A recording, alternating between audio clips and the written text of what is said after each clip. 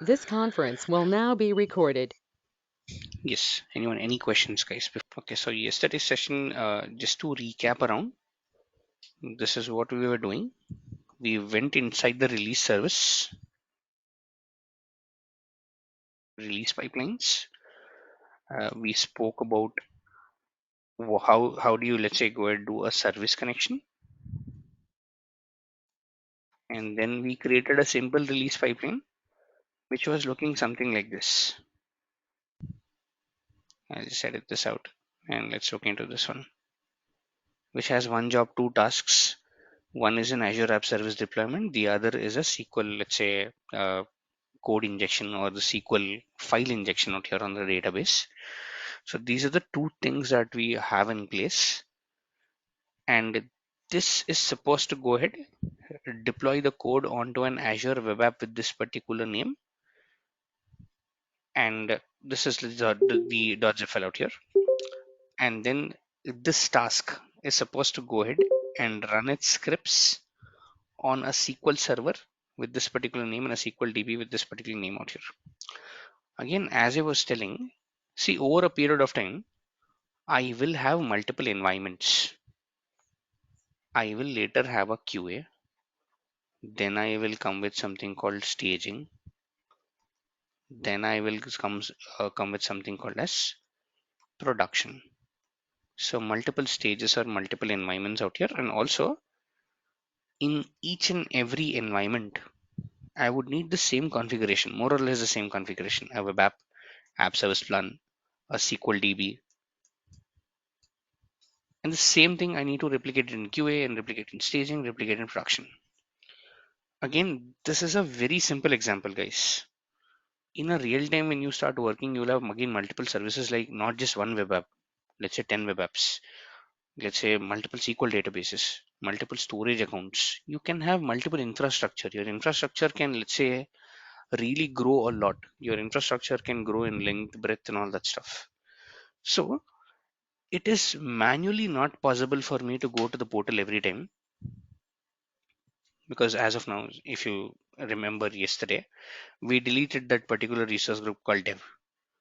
So I'll have to recreate it again before I go ahead and trigger my release pipeline up. Because if I just go ahead and run this pipeline right now, I'll just create the release. Let's wait for this release to, let's say, complete. It will simply go here, run out, and it'll simply say, you know what, the web app with that particular name doesn't actually exist in your portal. Are you referring to the right one, or does it have any issues and all that stuff?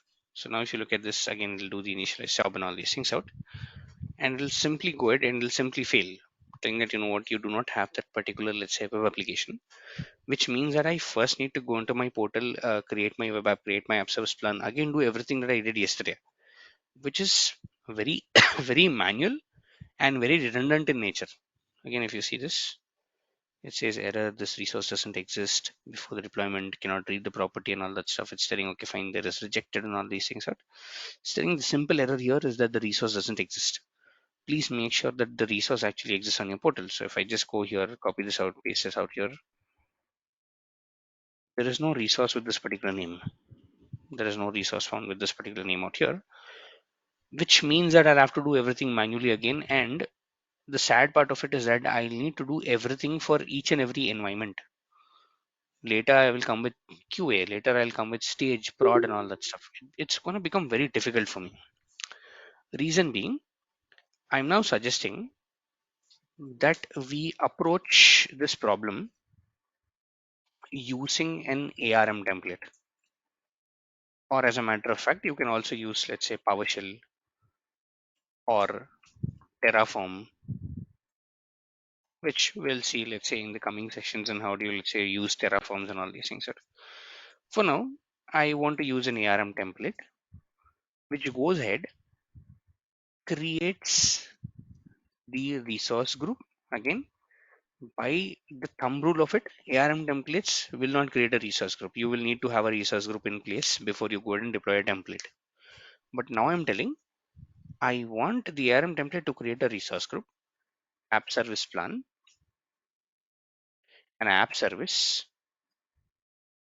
and also the SQL server and the SQL database. The configuration that I give, and this has to be created along with the release.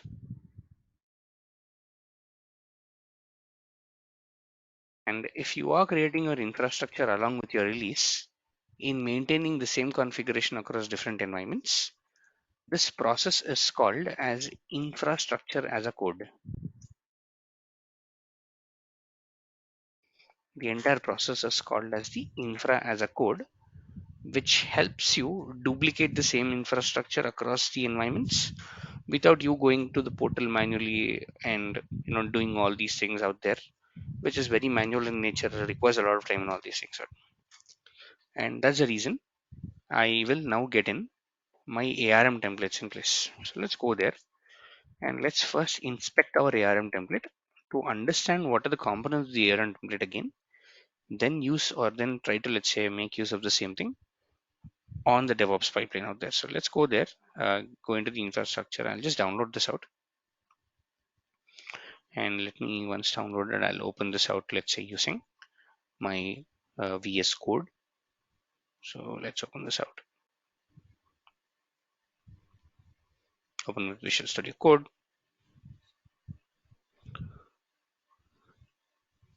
and let's open this and let's see. So manage. Let's say yes, trust workspace and continue. Good enough. Let's come back here. So now let's see this. Let me close this out and let's see. Initially, my ARM template contains some parameter sections wherein it is telling what is the name of the SQL server, what is this name of the SQL DB, the app service plan name, ASP name. Then you have something called a web app name, the name of the web app. And to create the SQL server in the database, you will need something known as the username and password. So if you now observe, username is being passed as a type called string, password is being passed as a type called as a secure string out here. This is a data type that you need. And also if you observe, I am nowhere passing the name. There is no default value at all. I am making my template as generic as possible. This is a generic template. The reason I'm not passing any name out here is that if I do pass a name, let's say I want to create this template in a development environment. So I'll have to pass a SQL server name with the name called, let's say, dev SQL server ABC00, something like this. In that form, I'll have to create one more template for QA, one more template for stage, one more template for, let's say, production and all these things, which means the administrative burden on me as a DevOps engineer kind of increases out here, which I don't want. So I would say, okay, fine. This is the bare basic template that I do have. I'm good with that. So I am making sure that this is generic so that I can reuse the same template for every environment like dev, QA, stage, prod, and all these things. So one generic template which has no hard coding at all. There is no hard coded values, nothing. I'll say I'm good with this. I'll just scroll down and here I have my resources and I'm ending up creating very firstly, I'm going ahead and creating something called as the SQL server out here. Again, if you want to write this, it is ARM-SQL server, which will go ahead and create a SQL server for you.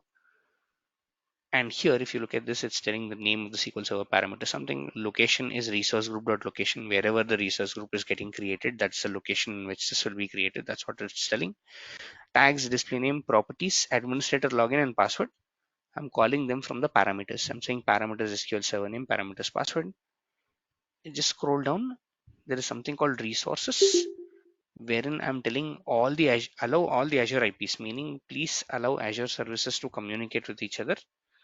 And here I'm telling it is 0000.0000, just telling that, you know what, please allow Azure services to, let's say, communicate with this particular SQL server so that my web app can, let's say, talk to this one. I'll just scroll down and I have the SQL database name out here. Again, if you look at this one, the SQL database name needs to follow a convention wherein you need to firstly add the parent name, which is the SQL server. / the name of the DB. So that's the reason I'm using a concat parameter to go ahead and say concat parameter SQL server name with a / and then get in my SQL database name out here. And then I'm telling that this is a SQL database. Then I'm just scrolling down. I'm going with the default template. I'm giving a depends on parameter telling that the creation of the SQL database itself is dependent upon the server. The type of the object is basic. And then I'm moving towards the app service plan. So I'm telling what kind of plan is it. And I'm here doing something like F1. Again, if you want different configurations, let's say dev and QA needs to follow F1, dev and stage, or dev and let's say testing needs to follow F1, staging and production needs to follow S1. You can also parameterize this out. You can also go ahead and let's say put this as a parameter. So you can declare a parameter here, and this parameter, let's say call it as an SKU name. I'll say the type of the parameter is a string.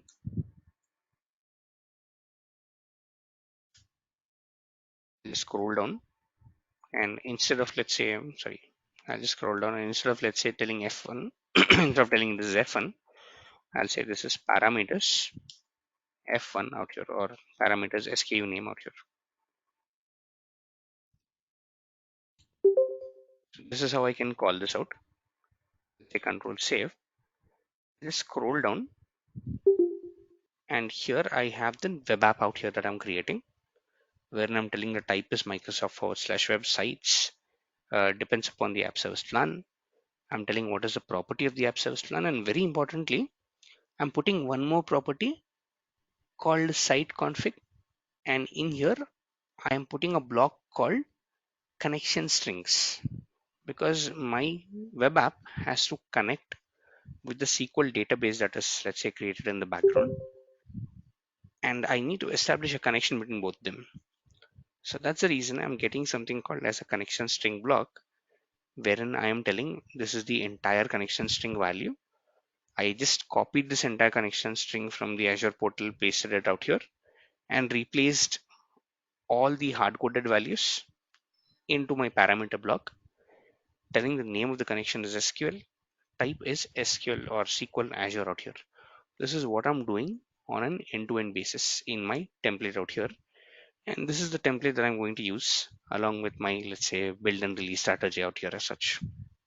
Yes, any questions still here? Anyone, any questions still here?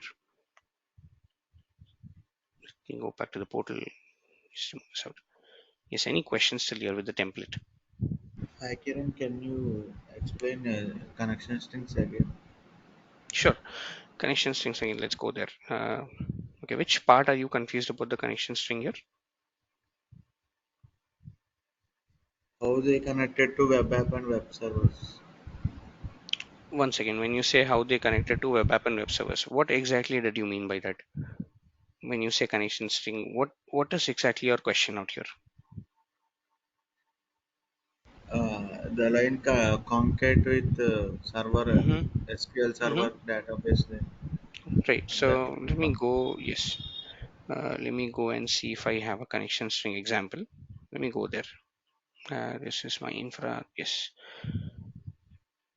Now, in general, your connection strings are going to look something like this. When you create a database, the connection string is going to look like this.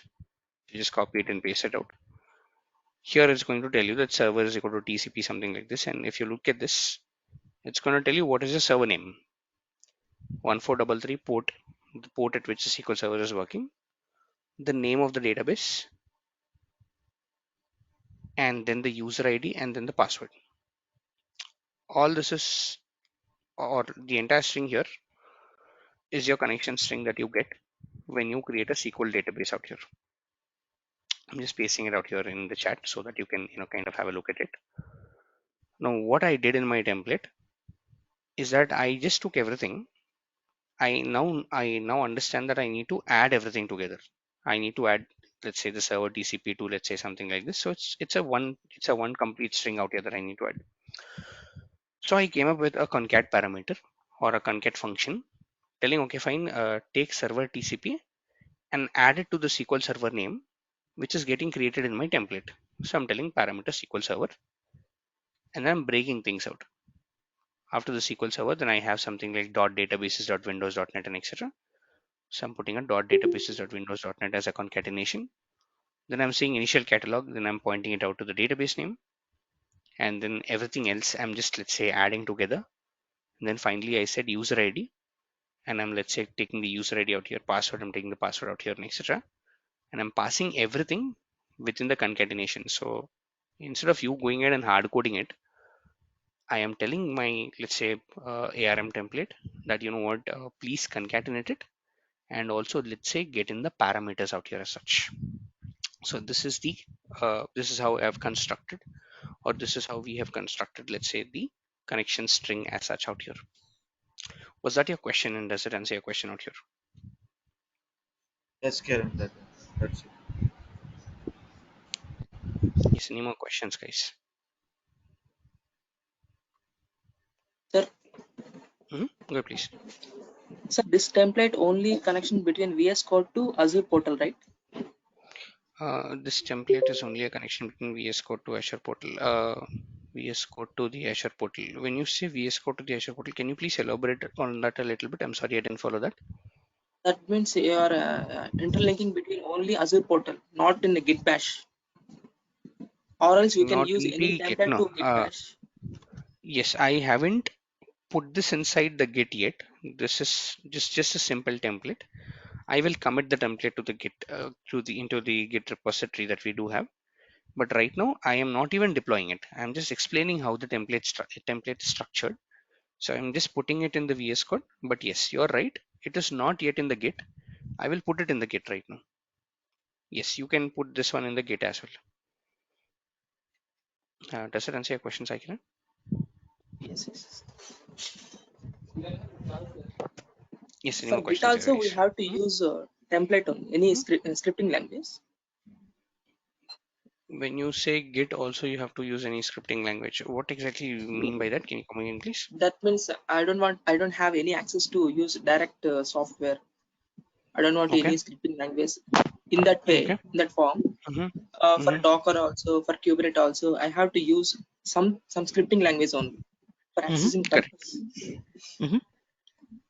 Without scripting language, I'm not able to enter in that one. Is it right only? For Docker Kubernetes, yes, you need a bash scripting.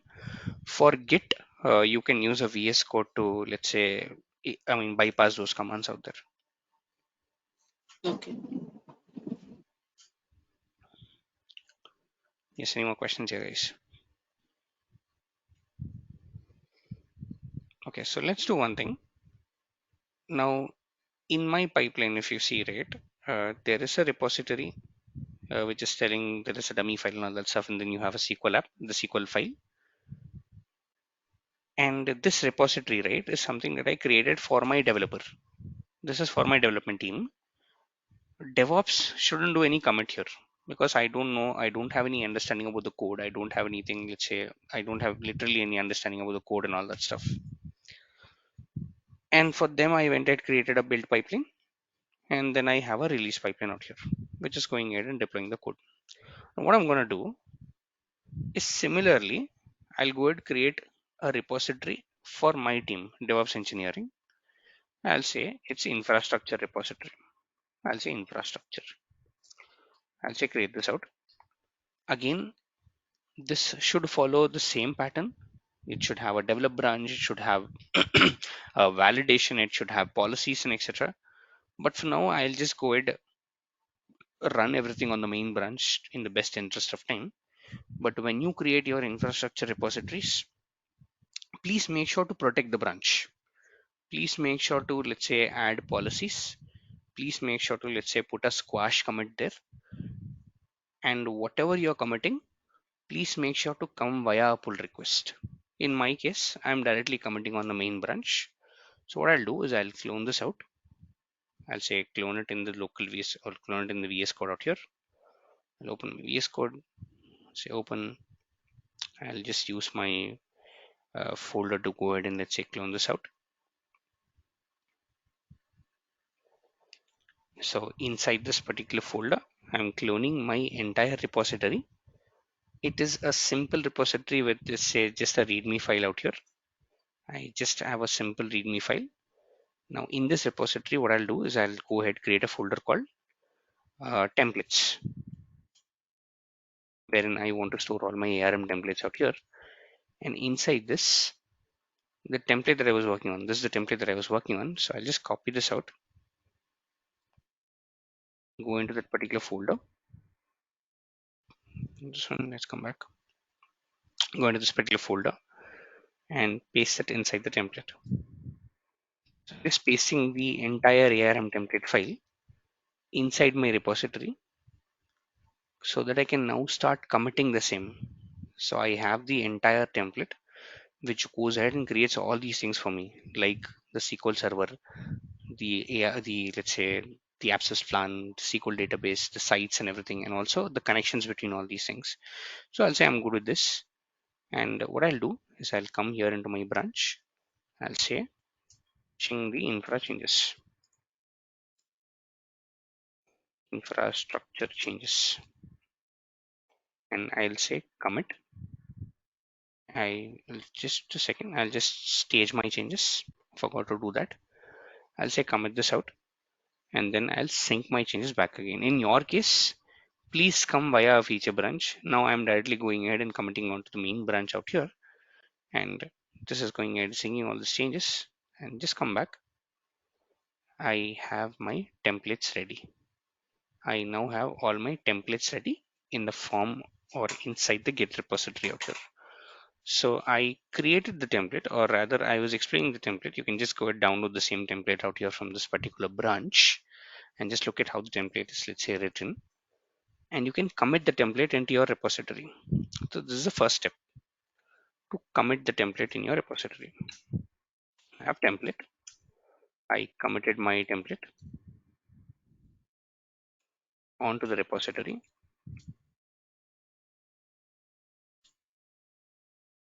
Again, please make sure to put branching policies and all these things and commit it via a pull request. What do you think is the next step? I have my template. What should I do right now? What do you think that I should do right now? Deploy it. I'm sorry, deploy it. Deploy it. Deploy it exactly. But how do I deploy it? We're using what should I deploy this out? Pipelines are there. Hey, by Which you pipeline ARM templates. By pipeline ARM template. Again, should I use the build pipeline or should I use a release pipeline to deploy this out? Build pipeline. Build pipeline. Build pipeline. Okay, both. fine. So I'll do a. Okay, sorry.